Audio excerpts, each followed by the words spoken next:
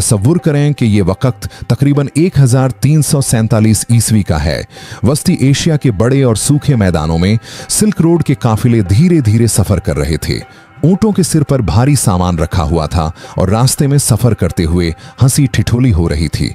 ये पुराना silk road जो सदियों से एशिया को यूरोप से जोड़ता आ रहा था, दुनिया के अलग अलग हिस्सों की संस्कृति, माल और दौलत और कहानियों का रास्ता था। लेकिन इस सफर के साथ एक छुपा हुआ खतरा भी था। कोई भी उसे महसूस नहीं कर रहा था, न ही देख पा रहा था। यह खतरा था एक छोटा सा कीड़ा जिसे पेशमी फ्ली कहते हैं, और उसके शरीर में छुपा था एक जानलेवा बैक्टीरिया जिसे आज हम यर्सीनिया पेस्टिस कहते हैं। ये पेशमी काले चूहों के शरीर पर बैठकर सफर कर रहे थे, जिनमें ये जरूरत से ज्यादा तेजी से फैलने वाली बीमारी छुपी हुई थी। ये छोटे काले चूहे जो व्यापार के सामान के साथ सफर कर रहे थे, किसी के लिए महामारी का कारण बन गए। ताजिर खुश अपनी मंजिल की तरफ बढ़ रहे थे। उनकी निगाहों में सिर्फ व्यापार के मौके और दौलत के सपने थे, लेकिन उनके साथ एक अनजान दुश्मन भी था। चूहे जहाजों पर और व्यापार के काफिलों के सामान में छुपे बिना किसी रुकावट के समंदर और जमीन के रास्ते सफर करते रहे। किसी ने उन्हें नहीं देखा, ना उनकी वजह से किसी को शक हुआ। कुछ हफ्तों में ये छोटे चूहे मेडिटेरेनियन के पूर्वी किनारे तक पहुंच गए। मैसिना, जो इटली के समुद्री किनारे पर एक अहम बंदरगाह था, महामारी का पहला यूरोपीय शिकार बना। मैसिना के बंदरगाह पर जब प्रभावित जहाज उतरे तो उनके साथ वायरस के कण भी जमीन पर उतर गए। अभी किसी को इसकी सच्चाई का अंदाजा नहीं था। शहर के लोग अपनी रोजमर्रा की जिंदगी में व्यस्त थे। बाजार में शोर था, बच्चे खेल रहे थे और ताजिर अपनी दुकानें चला रहे थे। लेकिन जल्द ही एक अजीब बीमारी ने शहर को अपनी गिरफ्त में लेना शुरू कर दिया। बीमारी धीरे धीरे लोगों को जमीन पर गिरा रही थी। वो बीमारी ऐसी थी कि लोग उसकी अलामतें देखकर डर जाते थे। लोगों को अचानक तेज बुखार होता, शरीर जल जाता और त्वचा पर काले और सूजे हुए धब्बे निकलते थे। वो सूजने, जिन्हें बुबॉइज गांठें कहते थे, जल्दी ही फटकर खून बहाने लगती थीं। ये बीमारी बहुत तेजी से फैल रही थी और इसका कोई इलाज नहीं था। लोग परेशान थे, उनके पास न दवा थी न कोई समझदारी। नजदीकी हकीम और उलेमा भी बेबस थे। उस वक्त लोग बस दुआ करते और अपनी सुरक्षा के लिए जड़ी बूटियां इस्तेमाल करते थे, लेकिन ये सब बेकार था।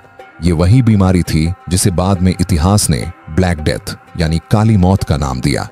ये महामारी सिर्फ एक शहर तक सीमित नहीं रही, बल्कि पूरे यूरोप और एशिया को अपनी चपेट में ले लिया।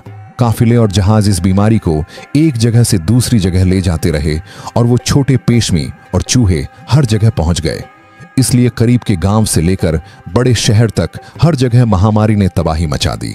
लोग अपनी जान बचाने के लिए भागने लगे, लेकिन महामारी उनका पीछा करती रही। ये बीमारी सिर्फ शारीरिक नहीं थी, बल्कि लोगों के दिलों में भी डर और घबराहट की लहर दौड़ा गई। लोग समझते थे कि ये शायद खुदा की सजा है या सितारों की बदकिस्मती। कुछ ने गलतफहमी में दूसरों को दोषी ठहराया, जिससे और ज्यादा दंगे फसाद हो गए। ये कहानी सिर्फ बीमारी की नहीं है, बल्कि इंसानों की हिम्मत, डर और जिंदगी की जंग की भी कहानी है। 134 से 155 तक ब्लैक डेथ ने यूरोप, एशिया और मिडिल ईस्ट में ऐसा कहर ढाया कि लोग दिन में कई जनाजे उठाते उठाते थक जाते थे। कोई ये सोच भी नहीं सकता था कि एक छोटी सी बीमारी इतनी बड़ी तबाही ले आएगी। तवारीख बताती हैं कि करीब 7.5 करोड़ लोग इस बीमारी की वजह से अपनी जान गंवा बैठे। सिर्फ यूरोप में ही 1/3 आबादी मौत का शिकार बन गई थी। शहर वीरान हो गए, गांव उजड़ गए और मस्जिदें, मंदिर, गिरजाघर, सब जगह एक अजीब सी खामोशी छा गई। मगर जैसे जैसे वक्त गुजरता गया, लोगों ने कुछ बातें महसूस करनी शुरू की। सबसे पहले तो ये समझ आया कि जो लोग एक दूसरे के करीब रहते हैं वो जल्दी बीमार हो जाते हैं। फिर कुछ शहरों ने अक्लमंदी दिखाई।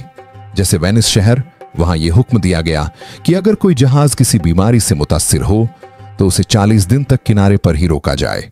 इसी 40 दिन को इटालवी जबान में कहते हैं क्वारंटा ज़ियोर्नी। यहीं से पैदा हुआ आज का मशहूर लफ्ज क्वारंटीन। लोग अपने घरों में बंद हो गए, बाजार बंद, शादियां रोक दी गईं, कारोबार ठप हो गया। लेकिन इस रुकावट में भी एक उम्मीद थी, कम से कम बीमारी का फैलाव थोड़ा थम गया था। फिर कुछ लोगों ने यह भी गौर किया कि जहां गंदगी ज्यादा होती है वहां यह बीमारी पहले पहुंचती है। कुछ जगहों पर सफाई शुरू की गई, अनाज के गोदाम साफ किए गए, चूहों को मारने के लिए जाल बिछाए गए। यह हर जगह नहीं हुआ, मगर जहां हुआ वहां असर दिखने लगा। सबसे अजीब बात यह थी कि एक वक्त ऐसा आया जब यह बीमारी खुद ब खुद कमजोर पड़ दिखने लगी। जैसे किसी तूफान का जोर धीरे धीरे खत्म हो जाता है, वैसे ही यह बीमारी भी धीमी पड़ दी गई। हो सकता है कि बैक्टीरिया ने अपनी शक्ल बदली हो या लोगों के अंदर इम्यूनिटी बन गई हो। जो भी हो, लोगों ने महसूस किया कि अब शायद जिंदगी दोबारा लौट सकती है। जिन लोगों ने इस वबा से जान बचाई वो या तो ताकतवर थे या उनका जिस्म इस बीमारी से लड़ने में कामयाब रहा। यही लोग फिर से गांवों और शहरों को बसाने लगे। नए बच्चे पैदा हुए, दुकानें खुली, जिंदगी दोबारा चल पड़ी। मगर यह बीमारी सिर्फ जिस्मों को ही नहीं निगली, इसने सोच को भी बदल डाला। पहले लोग समझते थे कि बीमारियां बस ऊपर वाले का अजाब हैं और इलाज बस दुआ, वजीफा या किसी पीर फकीर के पास है। लेकिन जब यह सब कुछ बेकार साबित हुआ तो लोगों ने खुद से सवाल करने शुरू किए, क्या यह सब किसी और वजह से हो रहा है? क्या हमें वाकई कुछ समझना चाहिए? यही सवालात लोगों को नए रास्ते पर ले गए। यूनिवर्सिटियों में तालीम का दौर शुरू हुआ। लोग तिब, मेडिसिन पढ़ने लगे। हकीमों और डॉक्टरों की अहमियत बढ़ने लगी। अब इलाज दुआओं से नहीं, समझदारी और इल्म से होने लगा। और जब इतनी तादाद में लोग मर गए तो काम करने वाले बहुत कम रह गए।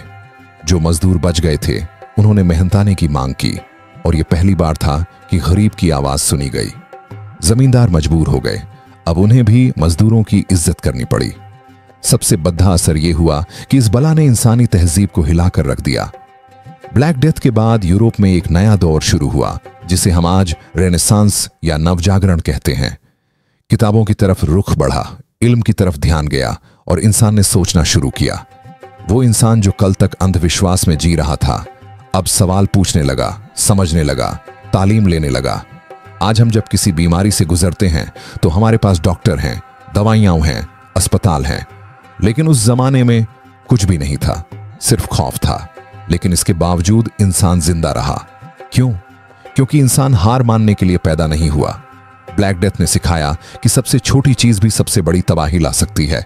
लेकिन अगर इंसान सीखने की नीयत रखे तो हर अंधेरी रात के बाद एक नई सुबह जरूर आती है।